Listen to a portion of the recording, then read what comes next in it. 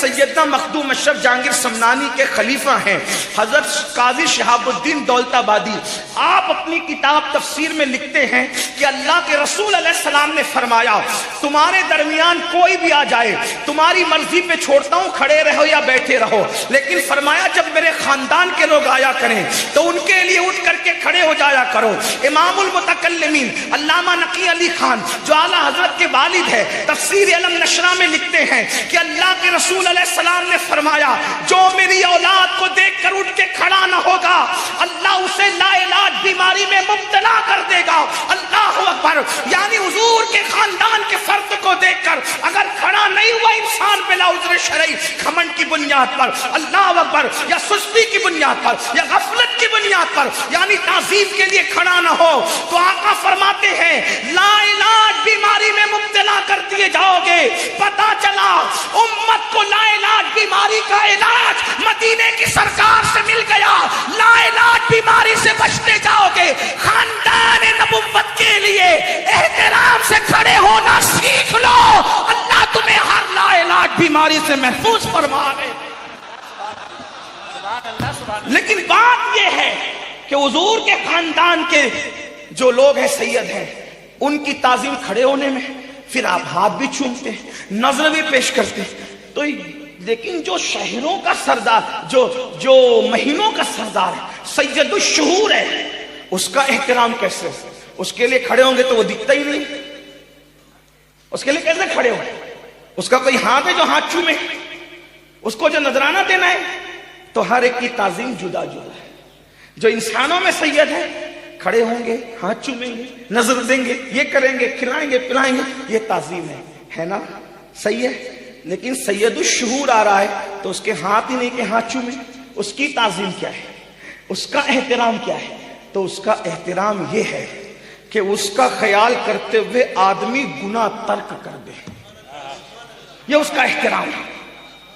اگر سید کا احترام نہ کرو تو لا علاج بیماری ہے، امام المتکلمین حدیث لکھ رہے ہیں ادھر، اور اگر سید الشہور کا احترام نہ کرو تو سیدھا ایمان ہی خطرے میں ہے۔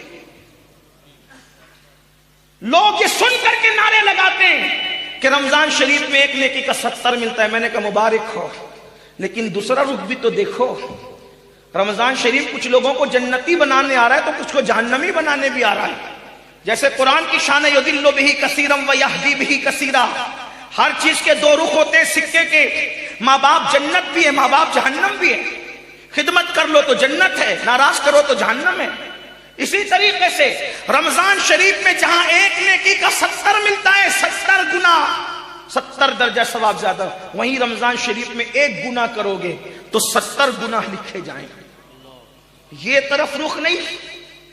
اور دنوں کے اندر اگر کسی لڑکی کو پاپ کی نظر سے دیکھا تو ایک بار مجرم ہے، رمضان شریف میں دیکھا تو 70 بار مجرم۔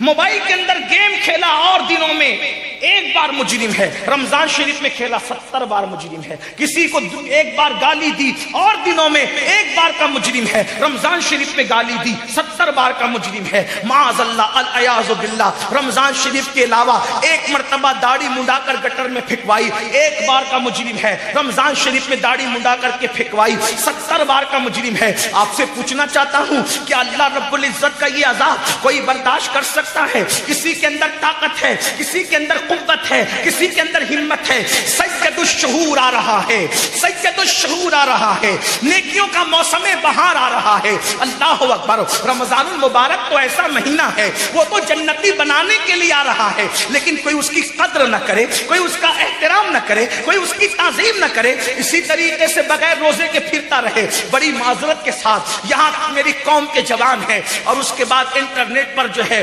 اللہ اکبر ہزاروں کی تعداد میں دنیا بھر میں لوگ سن رہے ہیں، میری مائیں اور بہنیں بھی موجود ہیں۔ اللہ اکبر۔ پتہ نہیں اجمیر معلیٰ میں ماحول کیا ہے، لیکن اکثر دیکھا جا رہا ہے نوجوانوں کی تعداد روزے سے دور ہوتی جا رہی ہے۔ وجہ کیا ہے؟ مولانا بھوک ہم برداشت کر سکتے ہیں، بھوک کی کوئی اہمیت نہیں ہے، پیاس بھی ہم برداشت کر سکتے ہیں، پیاس کی بھی کوئی اہمیت نہیں ہے۔ آپ لوگ 14 گھنٹے بھوکے رہنے کی بات کرتے ہیں، ہم 16 گھنٹے بھوکے رہ سکتے ہیں، 18 گھنٹے بھوکے رہ سکتے ہیں، پانی بھی ہمیں ضرورت نہیں ہے، لیکن وہ کیا ہے نا حضرت ذرا ہمیں حقے کی عادت ہے، اس لیے ہم حقے کے بغیر نہیں رہ سکتے، ہمیں سگریٹ کی عادت ہے، ہم سگریٹ کے بغیر نہیں رہ سکتے، ہمیں گٹکے کی عادت ہے، ہم گٹکے کے بغیر نہیں رہ سکتے۔ مولانا صرف کھانا پینا چھوڑنا ہوتا تو ہم کب کا روزہ رکھ لیتے، لیکن گٹکے کے بغیر گزارا نہیں، سگریٹ کے بغیر گزارا نہیں، حقے کے بغیر گزارا نہیں۔ کون کہہ رہا ہے، کون جوان یہ جواب دے رہا ہے؟ جو مسلمانوں کے جلسے میں نعرہ لگاتا ہے غلامی رسول میں موت بھی قبول ہے، یہ نعرہ لگانے والا کہہ رہا ہے گٹکا برداشت نہیں ہوتا چھوڑنا، اس لیے میں روزہ نہیں رکھتا۔ بڑی معذرت کے ساتھ نبی کی محبت میں جان قربان کرنے کی بات کرنے والوں، یہ منافقت نہیں تو اور کیا ہے؟ جو قوم نبی رحمت کی محبت میں چند گھنٹوں کے لیے گٹکا نہ چھوڑ سکے، چند گھنٹوں کے لیے تمباکو اور سگریٹ نہ چھوڑ سکے، چند گھنٹوں کے لیے حقہ نہ چھوڑ سکے، وہ قوم نبی کی محبت میں جان قربان کرے گی، وہ قوم نبی کی محبت میں جان دے گی۔ بڑی معذرت کے ساتھ ہم نے عشق رسول کی باتیں تو کی ہے، ہم نے محبت رسول کی باتیں تو کی ہے، چھپ چھپ کر کھانے والوں، گھروں کے اندر بیٹھ بیٹھ کر چھپ چھپ کر کھانے والوں، تم سب سے چھپ سکتے ہو کیا رب سے بھی چھپ سکتے ہو؟ نہیں نہیں، روزہ نہ رکھنے والوں سن لو، اللہ کے رسول غیب داں نبی صلی اللہ علیہ وآلہ وسلم فرماتے ہیں شب معراج میں نے دیکھا کچھ لوگ ایسے ہیں جن کے جبڑوں کو آنکھ کی کینچی سے کاٹا جا رہا ہے، جبڑے آنکھ کی کینچی سے کاٹے جا رہے ہیں اور وہ چلا رہے ہیں، وہ چیخ رہے ہیں۔ میں نے پوچھا جبریل یہ کون ہے؟ عرض کیا یا رسول اللہ صلی اللہ علیہ وآلہ وسلم یہ آپ کی امت کے وہ لوگ ہیں جو رمضان المبارک میں روزہ نہیں رکھتے تھے یا روزہ وقت سے پہلے افطار کر لیتے تھے۔ اللہ اکبر، مجھے بتاؤ چند گھنٹے بھوکے رہنا ہے؟ اور پھر ایک بات آپ کو بتاؤں، روزہ رکھنے سے ہوگا کیا؟ میرے آقا علیہ السلام فرماتے ہیں روزہ رکھو صحت مند ہو جاؤ گے، یعنی روزے کی وجہ سے کوئی بیمار نہیں ہوتا، روزے کی وجہ سے صحت ملتی ہے، روزے کی وجہ سے شفا ملتی ہے، اور شفا تو اپنی جگہ، صحت تو اپنی جگہ۔ اللہ اکبر، حج کرو تو نیکی ملے، صدقہ دو تو نیکی ملے، زکات دو تو نیکی ملے، نماز پڑھو تو نیکی ملے، حج عمرہ کرو تو نیکی ملے، لیکن اللہ فرماتا ہے روزہ میرے لیے ہے اور میں ہی اس کی جزا ہوں۔